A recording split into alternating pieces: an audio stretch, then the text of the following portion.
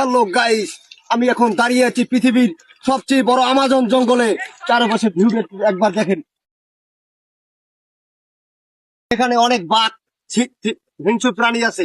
তার ভিতরে আমার চোখের সামনে যেটা আছে, এই যে দেখতে পাচ্ছেন বন্য গরু, এগুলো কিন্তু অনেক ভয়ঙ্কর হতে পারে। যার কারণে এই এই গরুগুলোর কাছে আমি এখন যাব না, একটু পরে যাব। কারণ এগুলো কিন্তু আমাকে ধাওয়া করলে আমি কিন্তু তাদের সাথে বাঁচবো না।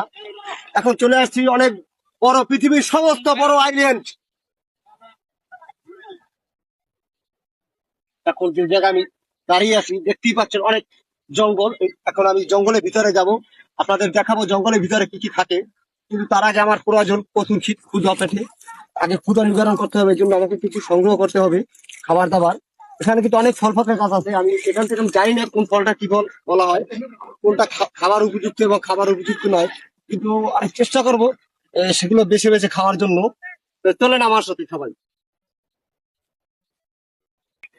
গাইস দেখতেই পাচ্ছেন এখানে কিন্তু এই যে বন্য গাছের একটা ফল। এখন আমি আপনাদের উঠিয়ে দেখাচ্ছি, একদম টাটকা। তাকে এখন খেতে হবে, আর না খেলে তো আমি বাঁচবো না। আগামী 6 মাস 3 দিন এখানে আমার থাকতে হবে। এই যে দেখতেই পাচ্ছেন এটা ফলটা কি বলে একটু একবার দেখেন। ফলটা জাস্ট দেখার মতো লুক, একেবারে কাঁচা কালার।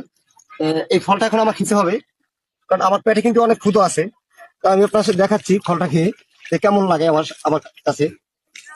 দেখতেই পাচ্ছেন ফলটা, মানে একবার ছোলাটা ফেলাই দিই, ভিতরে কিন্তু একটা সাদা সাদা একটা ফ্লেভার আসছে। মনে হচ্ছে খেতে খুব সুস্বাদু হবে, একবার আমি খেয়ে দেখি। সেই স্বাদ, খুব স্বাদ। যদি কারো এই ফলটার নাম জানা থাকে জানাবেন আমাকে, এটা কি ফল। আরো সুন্দর সুন্দর ভিডিও পেতে আমার সাথে থাকুন, দেখাচ্ছি আপনাদের কি কি এ জায়গায় থাকে। সেই সব কিন্তু হাতটা টক, টকের ভিতরে ভালো লাগে আমার কাছে, ভালো লাগে আমার কাছে। এখানে কিন্তু আমার এখন কিন্তু আমি জঙ্গলে প্রবেশ করবো, কিন্তু তার ভিতরে আমার এটা মনের ভিতরে কিন্তু সবার মনে ভয় আছে, আমার কিন্তু মনে ভয় আছে। যেহেতু আমি এখানে থাকবো, তো আমাকে খুব সতর্ক ভাবে থাকতে হবে এখানে। তো চলে আসেন আমার সাথে।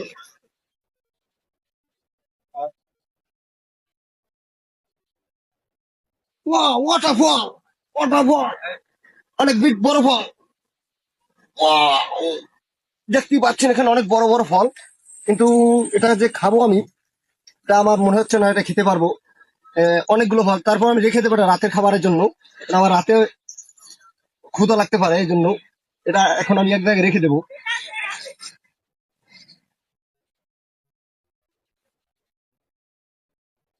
ওটাকে কিন্তু আমি রাতের জন্য, রাতের খাবারের জন্য রেখে দিয়েছি। কারণ রাতে তো খাবার খুঁজতে পারবো না, কারণ বেইলও তেমন একটা নেই। সন্ধ্যার পরে আমার